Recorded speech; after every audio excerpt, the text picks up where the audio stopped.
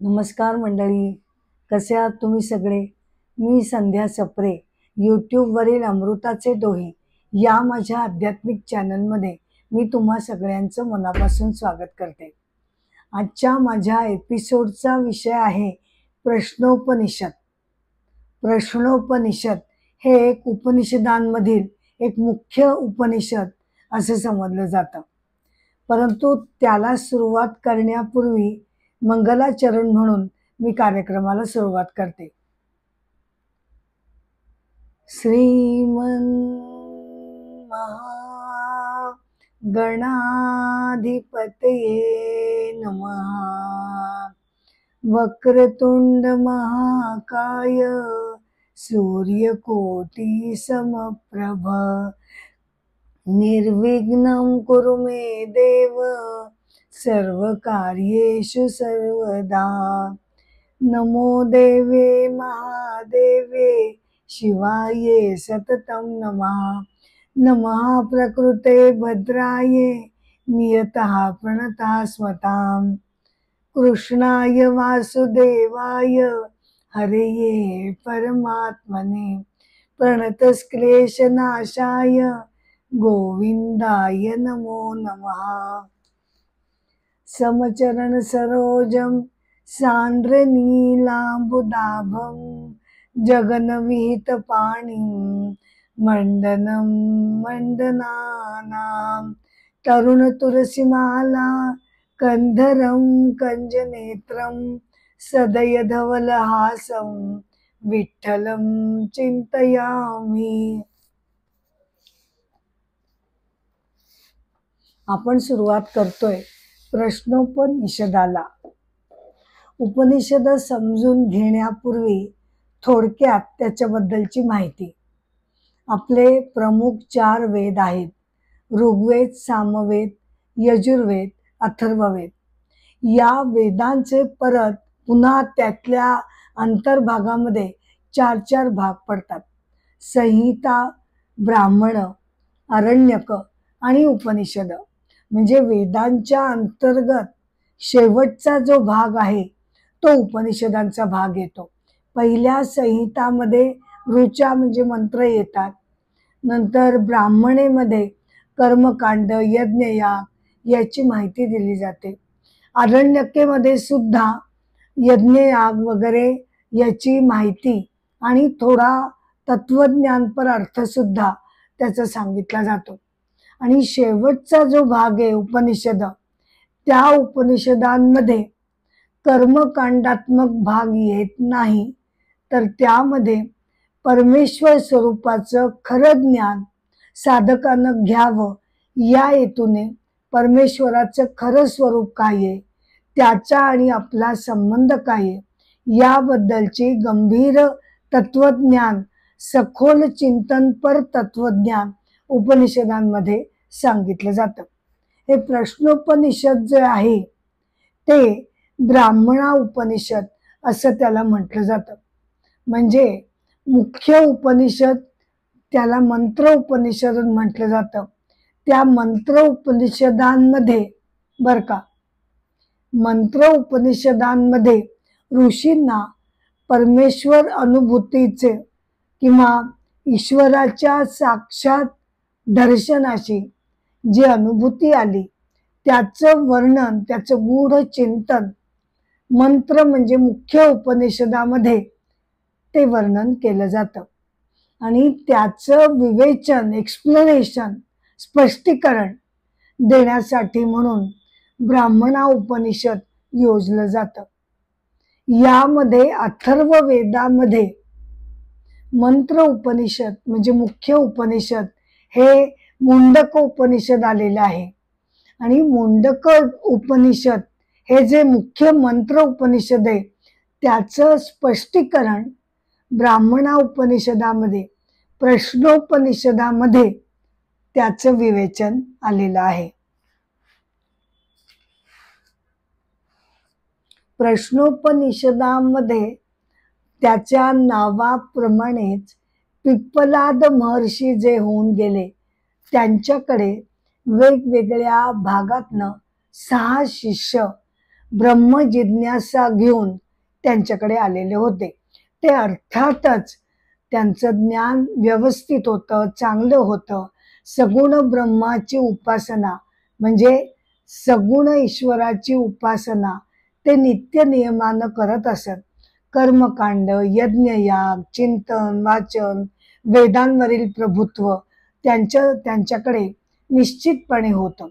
परंतु त्यांच्या मनामध्ये जो निर्गुण निराकार असं जे चैतन्य ऊर्जा तत्व आहे, जो परमात्मा, जो अखिल ब्रह्मांडाला तोलून ज्यांनी धरलाय, त्याबद्दलचा साक्षात्कार, त्याची अनुभूती आणि त्याच्याबद्दलची माहिती मिळवण्यासाठी, त्याचं ज्ञान जाणून घेण्यासाठी 6 शिष्य पिप्पलाद ऋषींकडे आले आणि त्यांना विनंती केली की आपण कृपया हे आत्मज्ञान आम्हाला समजावून सांगावं. जेव्हा ते पिप्पलाद महर्षींकडे गेले तेव्हा त्यांच्या हातामध्ये ते अग्नी घेऊन गेले.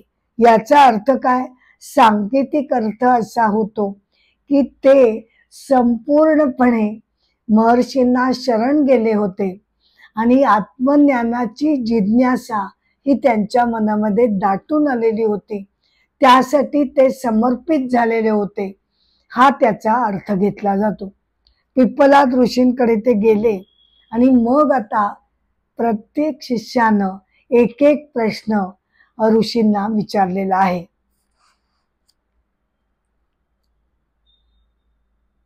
कुठल्याही उपनिषदाची सुरुवात ही नेहमी शांती पाठानं केली जाते. शांती पाठ म्हणजे एक प्रकारची परमेश्वराला केलेली प्रार्थना. परंतु या शांती पाठामध्ये सहसा साधक कोणत्याही भौतिक गोष्टींची अपेक्षा करत नाही, तर मुख्यत्वानं परमेश्वराशी अनुसंधान जोडलं जाऊ दे, त्याचं ज्ञान मला खऱ्या अर्थानं प्राप्त होऊ दे, यासाठी ती प्रार्थना केलेली असते. म्हणजेच काय, तर साधक मनोभावानं परमेश्वराला आणि त्याच्या सद्गुरूंना शरण जातो आणि तो विनंती करतो की हे सगळं उपनिषदांमधील ज्ञान समजून घेण्याची पात्रता, त्याची क्षमता माझ्या अंगामध्ये विकसित होऊ दे. ती क्षमता जी आहे, माझा जो स्तर आहे, बौद्धिक स्तर, त्याची व्याप्ती वाढू दे, तो स्तर उंचावत जाऊ दे आणि मला परमेश्वराचं यथार्थ ज्ञान होऊन मला परमेश्वराचं यथार्थ ज्ञान होऊन माझं आयुष्य सत्कारणी लागू दे. या दृष्टीनं हे शांतीपाठ योजलेले असतात. आपल्यातील अंतर्गत क्षमता वाढवण्यासाठी ती विकसित करण्याची विनंती परमेश्वराला केली जाते. प्रश्नोपनिषदामधील शांतीपाठ प्रथम आपण बघूया. साधक अशी प्रार्थना करतोय की हे परमेश्वरा, आम्ही आमच्या कानांनी फक्त शुभच ऐकू दे. आम्ही आमच्या कानांनी, कान जे ज्ञानेंद्रिय आपल्याला दिलेलं आहे, त्याचा यथार्थ योग्य उपयोग आमच्याकडून घडला जाऊ दे. म्हणजेच फक्त शुभच ऐकू दे.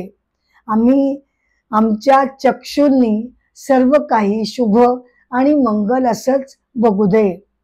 आमचं सर्व आयुष्य सत्कर्मी लागून तुझ्या चरणी समर्पित होऊन ते आयुष्य सत्कारणी लागू दे. तुझं अखंड अनुसंधान माझ्याशी जोडलं जावं अशी माझी मनापासून विनंती आहे. इंद्र, सूर्य, वायुदेवता या देवतांची माझ्यावर कृपा राहू दे. बृहस्पती देवानं आमच्यातील आध्यात्मिक वैभवाचं म्हणजे आध्यात्मिक ज्ञान ग्रहण करण्याची माझी शक्ती ही विकसित होऊ दे, समर्थवान होऊ दे, त्याच्यामध्ये सामर्थ्य येऊ दे की ज्या योगे मी चिंतन मनन करू शकेन आणि ईश्वराची अनुभूती मी घेऊ शकेन. त्यासाठी बृहस्पती देवानं आमच्यावर करुणा करावी. आणि या सगळ्यांच्या कृपेनं उपनिषद ग्रंथांचं मनन चिंतन आमच्या हातून घडलं जावं. उपनिषदाप्रमाणे जेव्हा साधक ध्यान धारणेला बसत असत तेव्हा पूर्णपणे ते डोळे मिटत नसत. डोळे अर्धवट अर्धोन्मिलित डोळे त्यांचे असत, थोडे उघडे थोडे मिटलेले. याला शांभवी मुद्रा असंही म्हटलं जातं.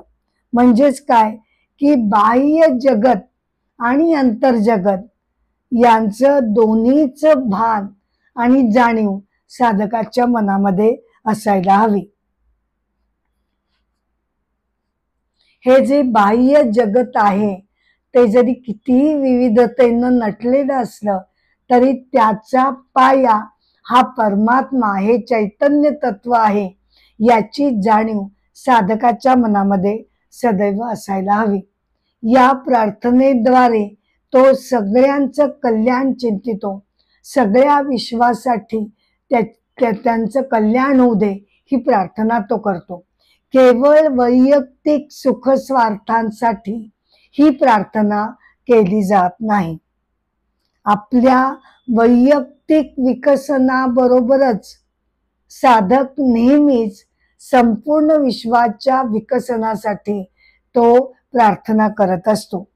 आणि त्यानंतर ओम शांती शांती शांती असं 3 वेळेला म्हटलं जातं.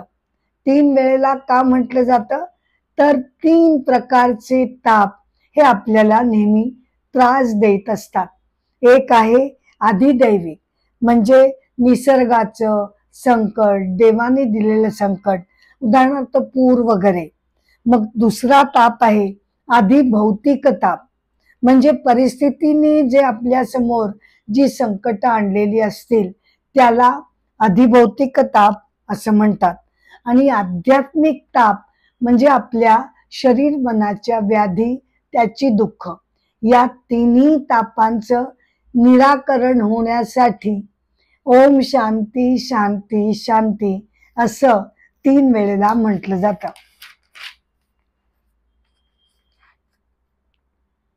आता पुढच्या मंत्रामध्ये हे 6 शिष्य जे वेगवेगळ्या ठिकाणाहून पिप्पलाद महर्षींना भेटायला, त्यांच्याकडनं ब्रह्मज्ञान जाणून घेण्यासाठी आलेले आहेत, ते शिष्य कोण कोण आहेत ते आपण बघूया.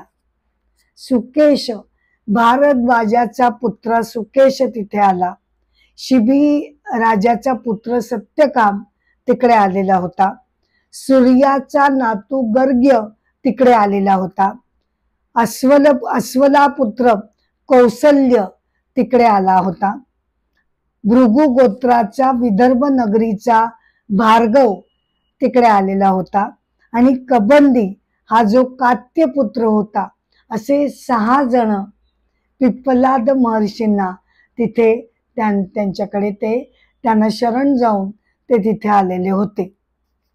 हे सगळे जण सगुण ईश्वराचे उपासक होते. म्हणजे काय तर सगुण ईश्वर हा कसा बनतो तर निर्गुण जे तत्व आहे, ऊर्जा तत्व, ते जेव्हा मायेबरोबर प्रकृती बरोबर जेव्हा ते संयोग पावते तेव्हा सगुण ईश्वर हा तयार होतो. सगुण ईश्वर म्हणजेच जो असा ईश्वर जो जगताचं निर्मिती करतो, जगताची धारणा करतो आणि अंती त्याचा लय पावतो, असा तो सर्वश्रेष्ठ निर्माता सगुण ईश्वर, ज्याची आपण सगळे साधक नित्य नियमानं त्याचं प्रतीक कोणत्याही मूर्ती रूपामध्ये बसवून त्याची आपण नित्य पूजा उपासना करत असतो, तो आहे सगुण ईश्वर. आणि निर्गुण तत्व, निर्गुण ईश्वर परमात्मा म्हणजे सर्वश्रेष्ठ सत्यतेच्या पायरीवर असलेला निर्गुण परमतत्व, जे जगताच्या प्रत्येक आणि प्रत्येक गोष्टीचा जो मूलभूत ऊर्जा तत्वाचा पाया आहे तो आहे निर्गुण तत्व. आणि जेव्हा तो वेगवेगळे आकार धारण करतो, आकार, रूप, नाव, रंग हे सगळे प्रकृतीचे गुणधर्म आहेत, ते जेव्हा तो आपल्यावरती लपेटून घेतो तेव्हा तो सगुण ईश्वर होतो. हातामध्ये अग्नी घेऊन म्हणजे पूर्ण शरणागत होऊन आता हे शिष्य पिप्पलाद महर्षींना तिथे त्यांची भेट झालेली आहे. तेव्हा ऋषी त्यांना म्हणाले की इथे तुम्ही सगळ्यांनी राहा माझ्या आश्रमामध्ये. 1 वर्षभर तुम्ही सगळ्यांनी तपस्या, श्रद्धा आणि ब्रह्मचर्य पाळून राहा आणि त्यानंतर मग मला प्रश्न विचारा. मला जसे ज्ञात असतील त्याप्रमाणे मी तुमच्या प्रश्नांची उत्तर देईन. आता तपस्या म्हणजे काय? तर तपस्या म्हणजे त्यांना हे बघायचं होतं की केवळ एक जिज्ञासा किंवा कुतूहल म्हणून ही लोक आलेली आहेत की खरोखर त्यांच्या मनामध्ये आत्मज्ञान घेण्यासाठी ती तळमळ त्यांना बघायची होती. आणि तळमळ ही नुसत्या शब्दांनी कधी येत नाही, नाही का? आपलं आचरण त्यासाठी सुसंगत असावं लागतं. त्यासाठी तपस्येची तयारी हवी, कठोर साधना हवी, इंद्रिय संयमन हवं, ब्रह्मचर्य हवं, म्हणजेच इंद्रिय संयमन हवं. आता शरीर धारणेसाठी किंवा जिवंत राहण्यासाठी आपल्याला अर्थातच प्रत्येक गोष्टींची गरज असते, उपभोग घ्यावा लागतो. हे जरी खरं असलं तरी केवळ त्याच्याच विषयांमध्ये मनानं गर्क राहता कामा नये. तुमच्या मनावर यथोचित संयम आहे की नाही हे ऋषींना बघायचं होतं. तपस्या, ब्रह्मचर्य आणि श्रद्धा म्हणजे मनामध्ये केवळ नुसती तर्कट आणि शंका कुशंका घेऊन जर आपण गेलो तर आपल्याला खऱ्या अर्थानं ज्ञान मिळू शकत नाही. गुरूंनी कितीही तळमळून त्यांची आत्मानुभूती सांगितली तरी जर माझ्या मनामध्ये असं का तसं का, असं घडतं का, हे खरं आहे का, असं मुळी झिडकारून टाकण्यासाठीच माझी बुद्धी जर साशंक होऊन प्रत्येक क्षणाक्षणाला शंका घेत असेल, श्रद्धेचा अभाव असेल, तर मी ते ज्ञान खऱ्या अर्थानं घेऊ शकणार नाही. या दृष्टीनं हे जे 6 शिष्य आलेले आहेत त्यांची प्रथम त्या ब्रह्मनिष्ठ ज्ञानाची प्राप्ती करण्यासाठी त्यांची तयारी आहे की नाही, त्यांची मानसिक खंबीरता, त्यांचं बौद्धिक सामर्थ्य, त्यांची वर्तणूक हे तपासून बघणं गरजेचं असल्यामुळे पिप्पलाद महर्षींनी त्यांना म्हटलं, शांतपणे सांगितलं, ठीक आहे, मी नक्कीच तुमच्या प्रश्नांना उत्तर देईन, परंतु त्यासाठी तुम्ही 1 वर्षभर इथे राहावं. म्हणजेच काय की ते निरीक्षण करू शकतील, शिष्यांचं परीक्षण करू शकतील आणि त्याप्रमाणे ते म्हणाले की मी प्रश्नांचं उत्तर नक्की द्यायचा प्रयत्न करेन. आता प्रयत्न करीन हे म्हटल्यावर आपल्या मनामध्ये शंका येते, अरेच्या हे सगळे 6 शिष्य आलेत खरे, पण पिप्पलाद महर्षींना स्वतःला तरी नक्की आत्मज्ञान झालेलं आहे की नाही. तर तसं नसून ही त्यांची विनयशील अशी भाषा आहे. ते स्वतः आत्मज्ञानी होते, परमेश्वराची त्यांनी साक्षात अनुभूती घेतलेली होती आणि म्हणूनच मला म्हणावं असं वाटतं की ते अत्यंत विनयशील सुद्धा त्यामुळेच झालेले होते. त्यामुळे त्यांनी नम्रपणे सांगितलं की मी तुमच्या प्रश्नांची उत्तर द्यायचा प्रयत्न करीन. नंतरच्या मंत्रामध्ये पहिल्या प्रश्नाला सुरुवात होते बर का. पहिला प्रश्न कबंदी म्हणजे कात्यपुत्र महर्षींना असं विचारतो की महर्षी आपण कृपया हे मला सांगावं की हे जगत आणि प्राणी किंवा हे अखिल ब्रह्मांड हे कसं काय निर्माण झालं हे आपण मला सांगावं. हा प्रश्न पहिला. मंत्र 4 मध्ये महर्षी असं म्हणाले की प्रजापती म्हणजे ब्रह्मदेव. आता ब्रह्मदेव हा सृष्टीचा निर्माता म्हणजे कोण नेमका, तर निर्गुण परमतत्व निर्गुण परमात्मा त्याच्या अंतर्भूत माया शक्तीशी जेव्हा तो जोडणी करतो, निर्गुण तत्व अधिक माया असा जेव्हा संयोग होतो, तेव्हा निर्गुण परमतत्व हे सगुण साकार अवतरतं. त्यालाच ब्रह्मदेव किंवा प्रजापती असं म्हटलं जातं. तर प्रजापती ब्रह्मदेवाने म्हणजे सृष्टीचा निर्माता, त्यानं सृष्टी निर्माण करण्यासाठी तपस्या केली आणि त्यातून त्यानं 2 तत्व निर्माण केली. कोणती 2 तत्व? एका बाजूने ऊर्जा तत्व आणि दुसऱ्या बाजूने पंचमहाभूत त्यानं निर्माण केली. म्हणजे एका बाजूने जड प्रकृती, पंचमहाभूतांनी बनलेली जड प्रकृती आणि दुसऱ्या बाजूने केवळ दगड माती धोंडे करून काही उपयोग नाही. त्याच्यामध्ये जोपर्यंत जगतामध्ये जे जीव आहेत त्यांच्यामध्ये प्रत्यक्ष चैतन्य तत्व हे त्याच्यामध्ये प्रदान केल्याशिवाय सृष्टीला चैतन्य मिळू शकणार नाही. म्हणून 2 तत्व, एका बाजूने जीवात्मा किंवा चैतन्य तत्व आणि दुसऱ्या बाजूनं जड प्रकृती त्यानं निर्माण केली आणि त्या दोघांच्या संयोगातून जीवसृष्टी निर्माण होईल असं त्यांनी ठरवलं. आता इथे कबंदीनं जो गुरूंना पहिला प्रश्न केलेला आहे तो आत्मज्ञानासाठी त्यानं विचारलेला नाही. कसं आहे ना की आपण सगळेजण आपल्या शरीर मनाशी जोडले गेलेलो आहोत.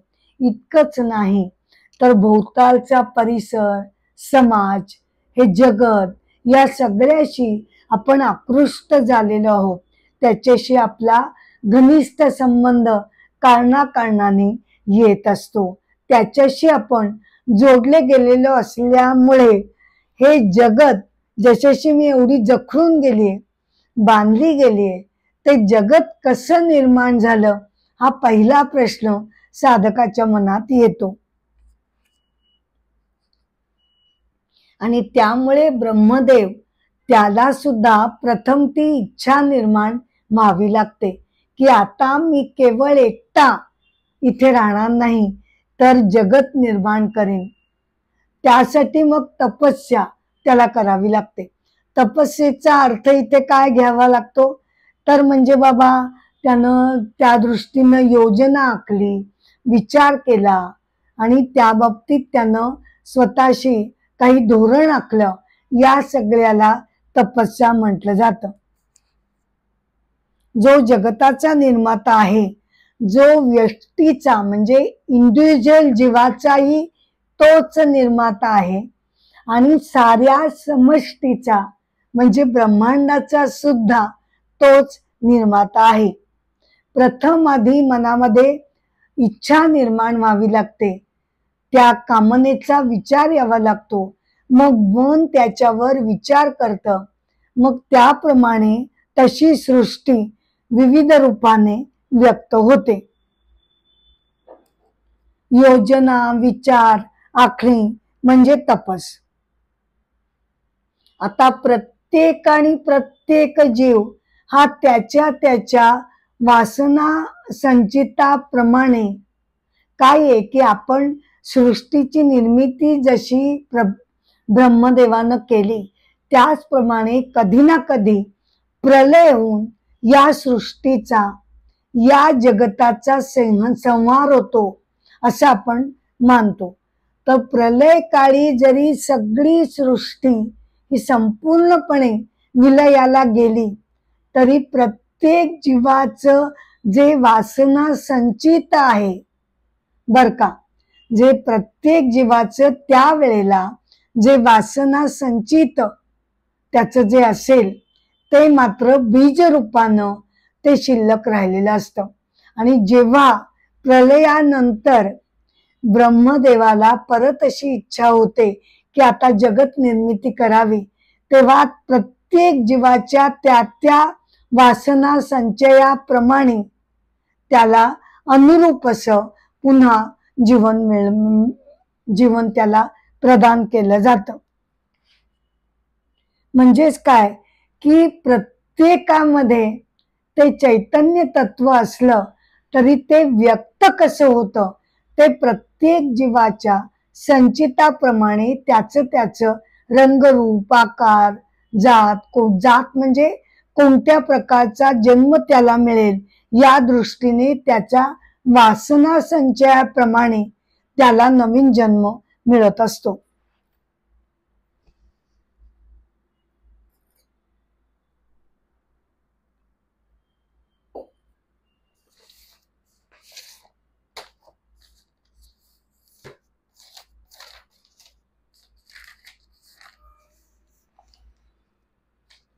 आता इथे मला एक कथा सांगावीशी वाटते. इथे जो महत्वाचा सिद्धांत मांडलेला आहे की प्रत्येक जीवाच्या वासना संचयाप्रमाणे त्याप्रमाणे अनुरूप त्याचे जसे विचार असतात तसा तो घडतो, त्याचे जसे संस्कार असतात तसा मानव बनतो. तर त्या दृष्टीनं एक कथा मला तुम्हाला सांगावीशी वाटते. कथा आहे शंकर बाबा पापलकर यांची. त्यांना पद्मश्री 2024 मध्ये आपल्या भारत सरकारने त्यांना पद्मश्री प्रदान केली. जन्म 1942, पद्मश्री 2024. त्यांनी 1990 मध्ये अमरावती येथे अनाथ आणि अपंग बर का, अनाथ आणि अपंग अशा मुलांसाठी संजीवनी संस्था निर्माण केली. त्यांचं एक मोठं लोभस वैशिष्ट्य म्हणजे ही जी अनाथ बालक त्या आश्रमामध्ये येत असत त्यांचं ते अतिशय प्रेमाने संगोपन तर करतच, पण त्याशिवाय ते प्रत्येक मुलाला कायदेशीर त्याला आयडेंटिटी मिळावी यासाठी स्वतःच नाव त्याला म्हणजे कायदेशीर दृष्ट्या सुद्धा ते प्रत्येक मुलाला देत असत. मानसिक दृष्ट्या तर ते त्यांचे पिता माऊली सर्व काही आहेतच, पण त्याचबरोबर कायदेशीर दृष्ट्या सुद्धा ते आपलं नाव प्रत्येक मुलाला त्याच्या पुढे वडिलांच्या दृष्टीनं त्याला ते देत असत. अचलापूर तालुक्यातील वझर येथे त्यांचा आश्रम आहे, संस्था आहे. सर्व मुला मुलींचे ते पिता आहेत. ते त्या मुला मुलींना योग्य ते शिक्षण देऊन स्वावलंबी बनवण्याचा त्यांचा कटाक्ष असतो. एवढंच नाही तर त्यांची लग्न करून देण्यात सुद्धा ते पुढाकार घेतात. या संस्थेमधील मुलं जी येतात ती विकलांग, अंध, मूकबधीर अशी येतात. आता संस्थेमध्ये हे जे अनाथ बालक राहतात तर नियमाप्रमाणे 18 वर्षाचं झाल्यानंतर बालकांना ती संस्था सोडावी लागते. तर त्यासाठी म्हणून पापलकरांनी एक अर्ज केलेला आहे की 18 वर्षानंतर ही अनाथ मुलं कुठे जातील, काय करतील.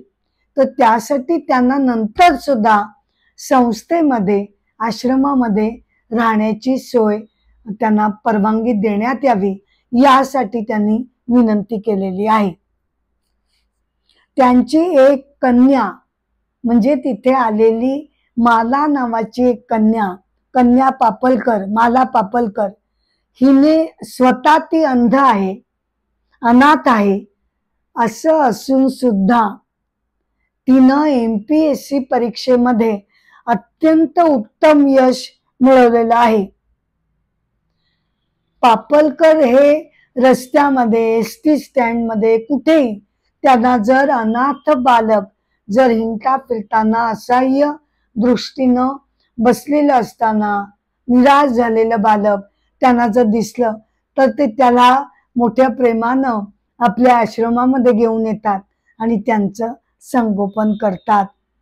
कुठलंही अनुदान घ्यायचं नाही आणि येथील बालकांना स्वावलंबी बनवायचं हे वज्जर मॉडेल असं समजलं जातं. तर असे हे शंकर बाबा पापलकर जे आपल्या निष्काम कर्मानं निरलसपणे समाजातील विकलांग अनाथ लोकांची सेवा करून त्यांचं संगोपन करून अत्यंत निष्काम निरीच्छ वृत्तीनं हे समाजकार्य ते करत आहेत.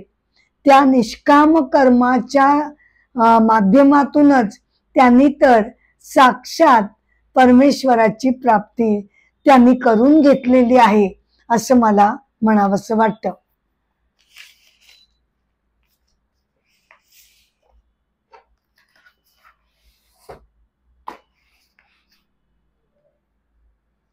आता मंत्र 5व्याकडे आपण वळूया. यामध्ये अशी तुलना केलेली आहे बरं का. मूळचा कोण निर्माता? तर प्रजापती, बरोबर. त्या प्रजापतीनं आता एका बाजूनं सूर्याचं रूप घेतलेलं आहे. प्रजापती जो आहे तोच सूर्य झालेला आहे आणि तोच चंद्र झालेला आहे. तर सूर्य आणि चंद्र तो झालेला आहे. तर सूर्य आणि चंद्र हे कशाची प्रतीक आहेत हे पुढे सांगितलेलं आहे. सूर्य हा प्राण ऊर्जेचा किंवा चैतन्य ऊर्जाचं ते प्रतीक मानलं गेलेलं आहे आणि चंद्र हा जड प्रकृतीचा प्रतीक मानला गेलेला आहे. चंद्र हा केवळ जड प्रकृतीच नाही तर सूक्ष्म प्रकृती म्हणजे केवळ शरीर नाही दिसणार तर त्याच्या अंतर्गत असणार आपले विचार, आपल्या भावना या सगळ्या सुद्धा ही सूक्ष्म प्रकृती मानली जाते आणि चंद्र याचं प्रतिनिधित्व करतो. प्राण ऊर्जा तत्वामुळेच या जड प्रकृतीमध्ये जिवंतपणा येतो, चैतन्य येतं. सूर्य हा ऊर्जेचा मूळ स्रोत मानला गेला आहे आणि चंद्र जरी स्वप्रकाशी नसला म्हणजे चंद्राचा जरी स्वतःचा असा स्वयंभू प्रकाश नसला तरी सूर्याकडनं जो प्रकाश त्याला मिळतो तो परावर्तित किंवा प्रतिबिंबित करतो. त्याचं स्वतःच जरी प्रकाशाचं स्रोत नसलं तरी सूर्याच्या प्रकाशाने त्याच्यामध्ये चैतन्य येतं. आता ही जी प्रकृती आहे ती केवळ व्यक्त जगतच नाही तर विचार, भावना, मन हे सुद्धा अव्यक्त जगत आहे आणि ती सूक्ष्म प्रकृती मानली गेलेली आहे. आणि सूक्ष्म जगत हे बाह्य जगताचंच प्रतिबिंब आहे. हा मंत्र असं सांगतो, सूर्य हा ऊर्जा तत्व आहे तर चंद्र प्रकृती आहे. प्रकृती म्हणजे काय तर आकार सहित असलेलं असं जगत आणि आकार नसलेलं सुद्धा सूक्ष्म असं जगत ही दोन्ही प्रकृती मानली जाते. आपल्याला काही मनामध्ये इच्छा येते, डिझायर येते, कामना येते, मग त्याप्रमाणे विचार येतात. विचारांनी वासनांचे संस्कार आपल्या मनामध्ये येतात. मनामध्ये ती इच्छा जागृत होऊन बाह्य जगतातील विषयांकडे मन ओढलं जातं आणि त्याचा उपभोग घेतलं जातं.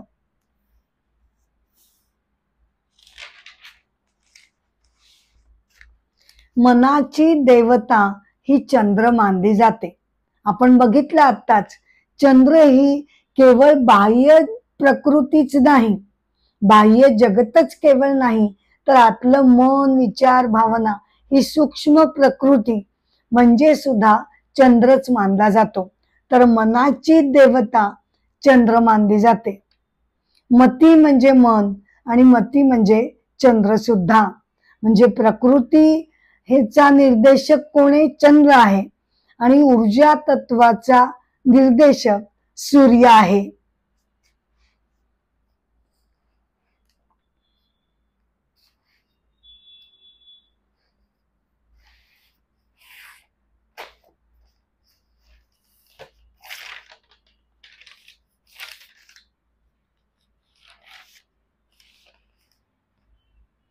आता पुढच्या मंत्रामध्ये या ज्या प्रजापती जो सृष्टीचा निर्माता आहे त्याला वैश्वानर असं संबोधलं गेलेलं आहे. बर का, वैश्वानर असं त्याला म्हटलं गेलं आहे. वैश्वानर म्हणजे जगतामधील सर्व प्राणी जगताची एकूण बेरीज.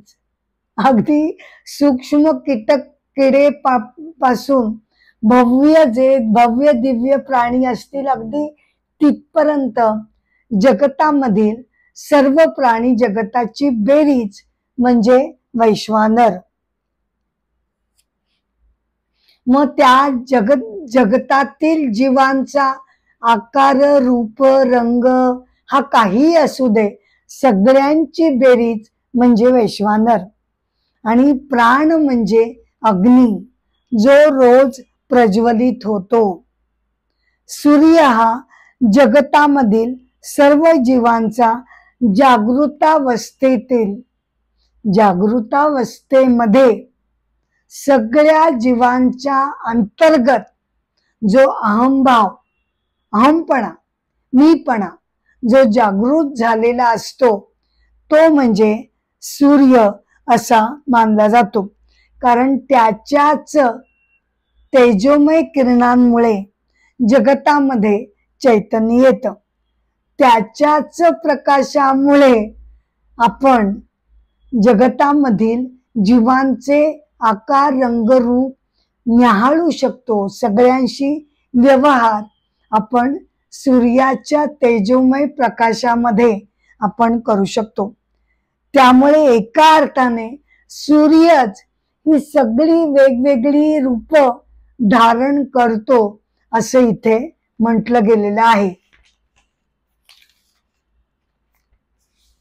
का? कारण सूर्यच सगळ्या जगताचं मूळ चैतन्य स्वरूप असल्यामुळे त्याला असं म्हटलं गेलेलं आहे.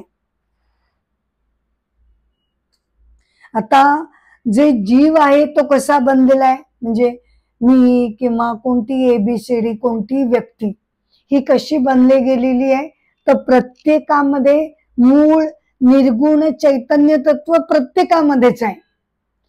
त्याच्यामध्ये अधिक आपल्या शरीर रंगरूपाचा आकार त्याच्या भोवती वेटाळला गेलेला आहे. वरचं आवरण, आतला गाभा प्रत्येकाचा आत्मतत्व चैतन्य तत्व आहे. त्याच्या भोवती जे गुंडाळलं गेलं आहे शरीर, प्रत्येकाच्या वरती जे आवरण आहे शरीर रूपी आवरण ते फक्त वेगवेगळं आहे. असा जीव बनतो. मूळ निर्गुण तत्व अधिक मायेकडनं प्रकृतीकडनं मिळालेलं आपलं प्रत्येकाचं शरीर. आणि समष्टी कशी बनते? समष्टी सगळ्या एक एक जीवांची बेरीज करून समष्टी बनते. त्याला विराट असं म्हटलं जातं. म्हणजे मूळ चैतन्य तत्व अधिक संपूर्ण प्रकृती यांनी समष्टी बनते. आणि मी कशी बनते? प्रकृतीचा अगदी थोडासा भाग, शरीर रूपी भाग मला मिळालेला आहे. मी बनते व्यष्टी. व्यष्टीला काय म्हटलं जातं? विश्व. विश्व आणि विराट अशा दोन संकल्पना इथे मांडल्या गेल्या आहेत. आणि सूर्याला सर्व जीवात्मिका असं म्हटलं जातं.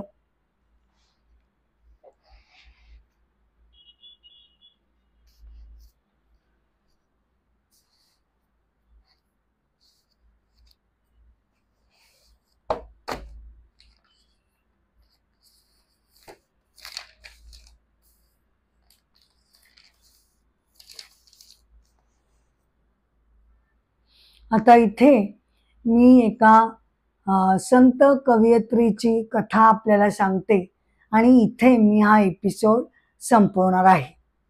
संत बहिणाबाई, जन्म 1628, मृत्यू 1700. वारकरी संत परंपरेतील त्या एक संत होऊन गेल्या. त्या संत तुकारामांच्या शिष्या मानल्या जातात. त्यांच्या आत्मचरित्रामध्ये त्या विठोबाचं साक्षात दर्शन झाल्याचा आध्यात्मिक अनुभव त्या त्यांच्या साहित्य रचनेमध्ये आपल्याला बघायला मिळतो. त्यांचा जन्म देवगाव रत्नागिरी इथे झाला. त्यांचं लग्न गंगाधर पाठक यांच्याशी झालं.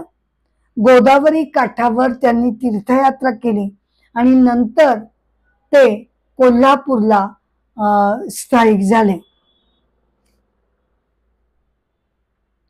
त्यांच्या जवळ जी एक गाय होती, तिचं जे वासरू होतं, त्या वासरूचा त्यांना अतिशय लळा लागलेला होता आणि ते वासरू सुद्धा बर का जिथे जिथे त्या जात असत बहिणाबाई, त्यांच्या मागोमाग ते वासरू जात असे. बहिणाबाईंना अत्यंत लहानपणापासून देवाधर्माची, आध्यात्मिकतेची ओढ त्यांच्या मनामध्ये होती. त्यामुळे त्या कधी कधी कीर्तनाला सुद्धा जात असत. त्या जेव्हा देवळामध्ये कीर्तनाला जात तेव्हा त्यांच्या मागोमाग ते वासरू सुद्धा येई आणि शांतपणे जणू काही सगळं ते ऐकताय अशा आविर्भावात ते शांतपणे तिथे बसून राही. एकदा की श्रेष्ठ कीर्तनकार जयराम यांचं कीर्तन झालं तेव्हा सुद्धा बहिणाबाई आणि त्यांचं वासरू तिथे देवळामध्ये होतं. त्यामुळे कौतुकानं जयरामांनी कीर्तन झाल्यानंतर त्या वासरूचं आणि यांचं कौतुक केलं. हे जेव्हा बहिणाबाईंच्या नवऱ्याच्या कानावर गेलं तेव्हा तो शीघ्र संतापी होता. म्हणजे बर का, त्याला कोणत्याही गोष्टीचा कधी पटकन राग येत असे. तर त्यांना अतिशय राग आला आणि त्यांनी बहिणाबाईंना आपल्या घरामध्ये डांबून ठेवलं.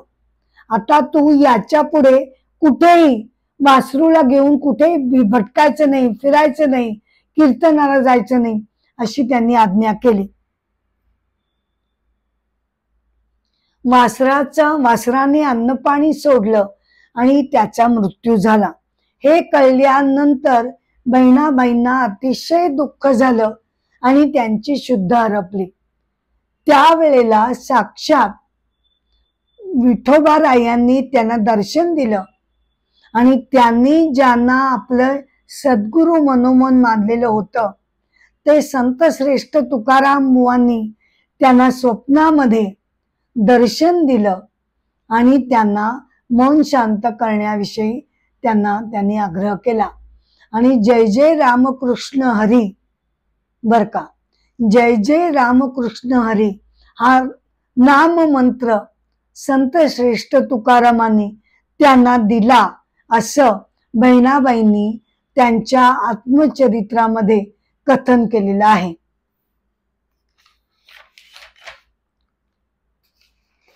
तर अशा संत श्रेष्ठ बहिणाबाई ज्या परमेश्वर भक्तीमध्ये अत्यंत लीन झालेल्या होत्या, अशा या संत श्रेष्ठ बहिणाबाई. प्रश्नोपनिषद एपिसोड 1 इथे मी याची सांगता करते खरी, परंतु पुढचे त्याचे भाग घेऊन मी लवकरच तुमच्या भेटीला येणार आहे. एपिसोडची सांगता करण्यापूर्वी तुम्हाला सगळ्यांना मी नम्रपणे विनंती करते की कृपया तुम्ही अमृताचे डोही या YouTube वरील माझ्या चॅनलला लाईक करावं, शेअर करावं, सबस्क्राईब करावं, ही माझी नम्र विनंती आहे. एपिसोडची सांगता मी गजरानं करत आहे. जय जय राम, राम कृष्ण हरी, जय जय राम, राम कृष्ण हरी हरी. राजा राम कृष्ण हरी, राजा राम कृष्ण हरी हरी. जय जय राम राम कृष्ण हरी. जय जय राम राम कृष्ण हरी हरी. नमस्कार.